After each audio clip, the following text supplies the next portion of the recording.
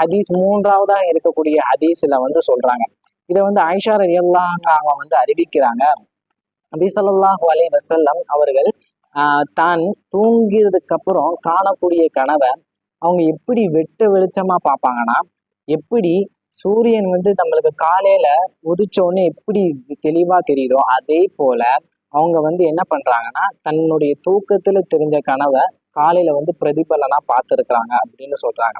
அதற்கு பின்னதாக ஆயிஷா ரலியல்லாஹு அவங்க சொல்றாங்க, நபி ஸல்லல்லாஹு அலைஹி வஸல்லம் அவங்க வந்து 40 வருஷத்துக்கு அப்புறம் அவங்களுக்கு வந்து தனிமையை வந்து ரொம்ப விரும்ப ஆரம்பிச்சாங்க. தனிமையில நாடி தன்னை படைச்ச இறைவனை வந்து நம்ம துதிக்கணும் அப்படிங்கிற ஒரு எண்ணத்தை அல்லாஹ் சுப்ஹானஹு வ தஆலா நபி ஸல்லல்லாஹு அலைஹி வஸல்லம் அவங்கள்ட்ட போட்டு அவங்கள ஹீரா குகை என்கிற அந்த குகையில, அதாவது மக்கால இருந்து 5 கிலோமீட்டர் இருக்கக்கூடிய அந்த ஹீரா என்கிற அந்த மலையில அவங்கள வந்து என்ன பண்றாங்க, அல்லாஹ் சுப்ஹானஹு வ தஆலா அழைக்கிறாங்க. அப்போ பொழுது நபி ஸல்லல்லாஹு அலைஹி வஸல்லம் அவங்க வந்து என்ன பண்றாங்க, இறைவனை வந்து துதிச்சுக்கிட்டே இருக்கிறாங்க.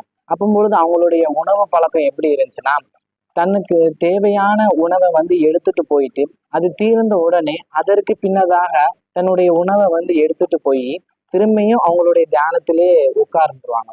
அதுக்கப்புறம் ரமலான் ரமலான் மாதத்துல 17வது பிறையில அவங்களுக்கு வந்து ஒரு வித்தியாசமான ஒரு நிகழ்வு நிகழ்ந்து. அதாவது என்னன்னா, அந்த ஹீரா குகையில தனியா இருக்கக்கூடிய அந்த குகையில வந்து ஒரு மனிதர் திடீர்னு தோன்றி என்ன பண்றாங்க, உடனே இக்ரான்னு சொல்றாங்க. உடனே நபி ஸல்லல்லாஹு அலைஹி வஸல்லம் அவங்க வந்து எனக்கு வந்து படிக்க தெரியாது, மானபிகாரி, எனக்கு வந்து படிக்க தெரியாது அப்படின்னு சொல்லிடுறாங்க.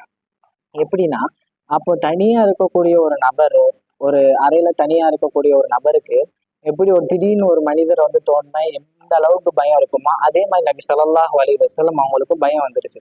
உடனே அதுக்கப்புறமும் அந்த திடீர்னு தோன்ற அந்த நபர் வந்து சொல்றாங்க, இக்ரா நீங்க ஓதுகிறாங்க அப்படின்னு சொல்லும் பொழுது, மாநபிகாரி, நான் எனக்கு வந்து ஓத தெரிஞ்சவங்க இல்லை அப்படின்னு சொல்லிடுறாங்க. அதற்கப்புறமும் இக்ரான்னு சொல்லும் பொழுது, மாநபிகாரி, எனக்கு ஓத தெரியாது அப்படின்னு சொல்லிடுறாங்க. அதுக்கப்புறம் அந்த தோன்ற மனிதர் வந்து யாருன்னா, ஜிப்ரீல் அலைஹிஸ்ஸலாத்து வஸலாம். அவங்க ஜிப்ரீல் அலைஹிஸ்ஸலாத்து வஸலாம் அவங்க வந்து இதற்கு முன்னதாக இருக்கக்கூடிய அந்த நபிமார்களுக்கும் அவங்கதான் வேத அறிவிப்பு செய்தாங்க. அவங்க மூலியமா தான் அல்லாஹ் சுப்ஹானஹு வ தஆலா என்ன பண்ணான், அனைத்து நபிகளுக்கும் வேத அறிவிப்பு செய்தாங்க. அதே மாதிரி நபி ஸல்லல்லாஹு அலைஹி வஸல்லம் அவங்களுக்கும் ஜிப்ரீல் அலைஹிஸ்ஸலாத்து வஸலாம் அவங்க மூலியமா வேத அறிவிப்பு செய்தாங்க. அப்போ பொழுது ஜிப்ரீல் அலைஹிஸ்ஸலாத்து வஸலாம் இந்த மாதிரி 3 தடவை கேட்டதுக்கு அப்புறம் அவங்க என்ன பண்றாங்க, தன்னுடைய நெஞ்சையும் நபி ஸல்லல்லாஹு அலைஹி வஸல்லம் அவங்களுடைய நெஞ்சையும் ஒற்றி அணைத்து அதற்கப்புறம் விட்டுட்டு இப்போ இக்ரா அப்படின்னு சொல்லும் பொழுது